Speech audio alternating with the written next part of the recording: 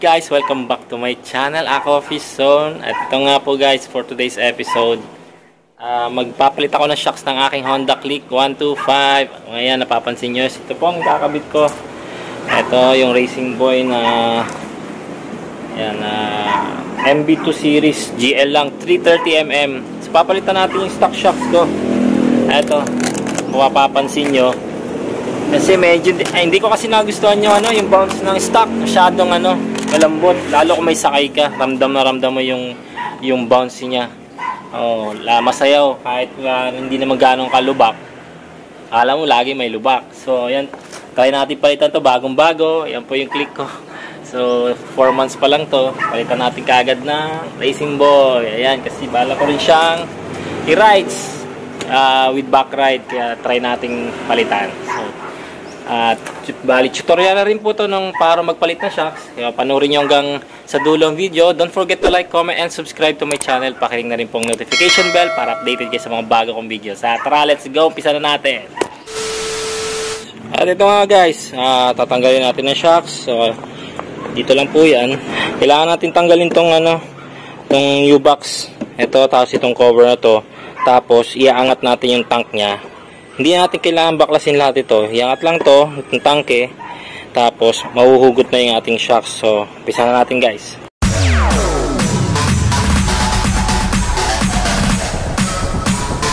TikTok, all stop.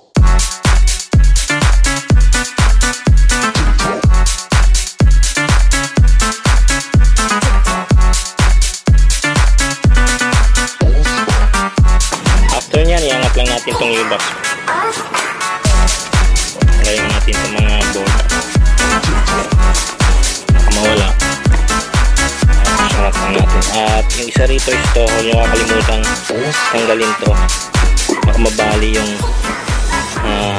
clip ng ng wire. Yan. So, angat lang natin to. Ayan, may sumasabi to pala. Ito pa isa. Itong clip dito. Ito. Nasundutin nyo lang to para matanggal. Gamit na kayo ng mga Phillips screw. Tapos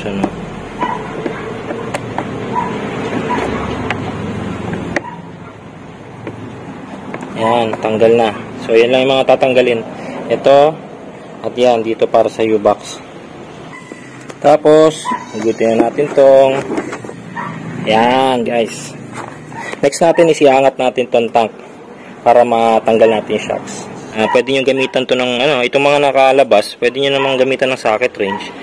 Yan. Yung mga yan naman yung open and close. Yan, dukutin nyo na lang para matanggal. Yan guys, madudukot nyo. So ito is 10mm din to guys, 10mm.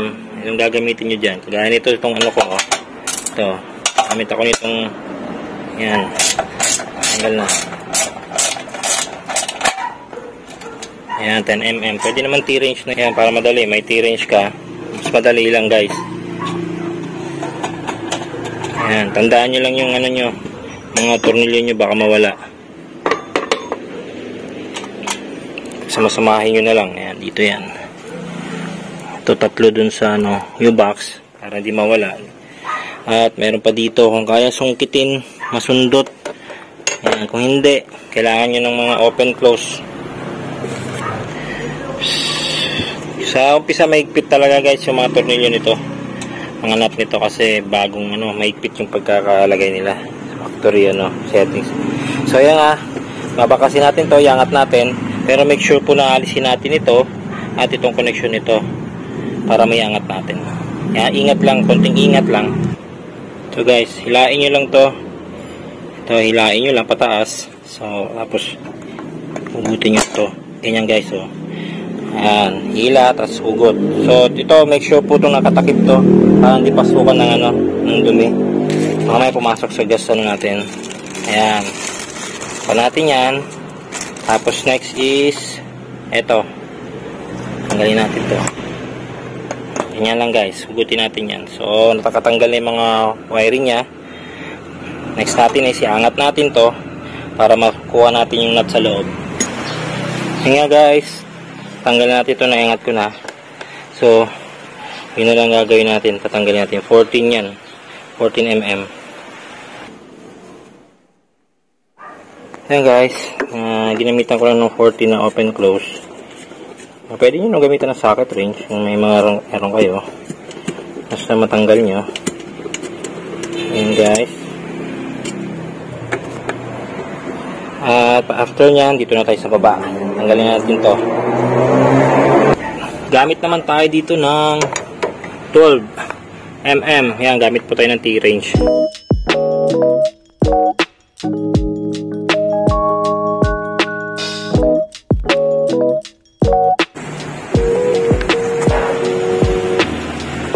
Yan, tanggalin natin to. Tapos, yan, labas natin to. Hugutin lang natin. Hugutin lang natin dito. Tulak lang natin, palabas. 2.5 ka mo. Kasi ito lang natin yung minimum. Ayan, natanggal ko na yung washer. So, ito yung stock natin. So, ipapalit natin ay yung Racing Boy. Wait lang. 2.5 na lang kasi minimum natin. At ito nga guys, yung Racing Boy na ano ko, papalit ko, bagong bago. Ayan. 330 rin po ang haba. Ito yung stock. Ito yung Racing Boy. So, ito siya guys. Ang ganda oh. Bagay na bagay. Ayan, kabit na natin. Ayan guys, nilagay natin. Balikan natin yung mga nut. Yung washer, huwag nyo makakalimutan. Lagay dito. Ayan. At wala naman po siyang tatabasan eh. Sa papansin ko. Bolt on na bolt on oh. Wala naman sabit. So, balik ko lang itong 14 nut dito.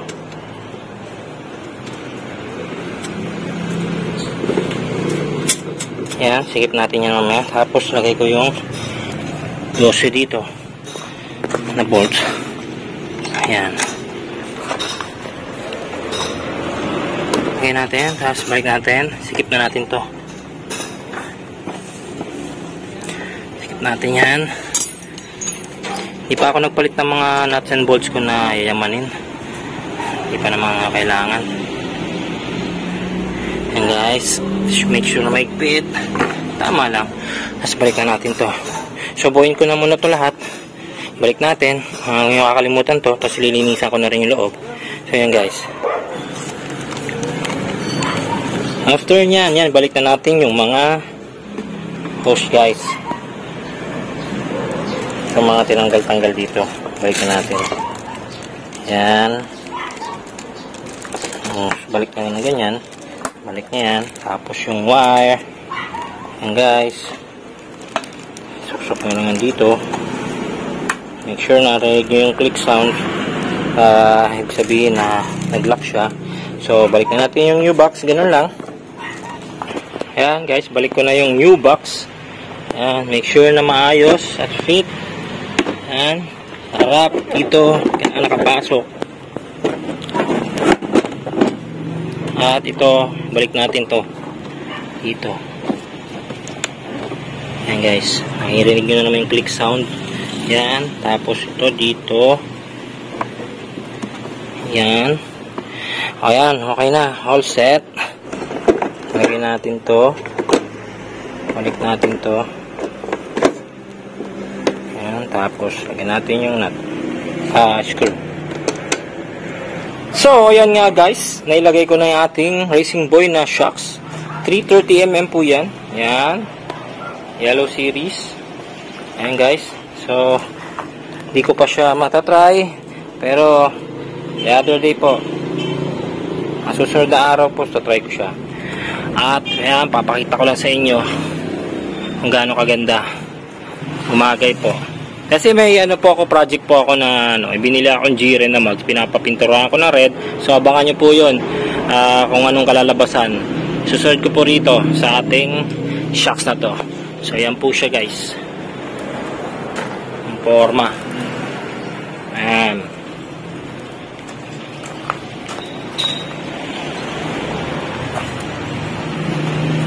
So hanggang dito na nga lang po ang ating video for today guys. Thanks for watching. Don't forget to like, comment, and subscribe to my channel. Pakiring na rin po ang notification bell para updated ka sa mga bago kong video. So see you next time.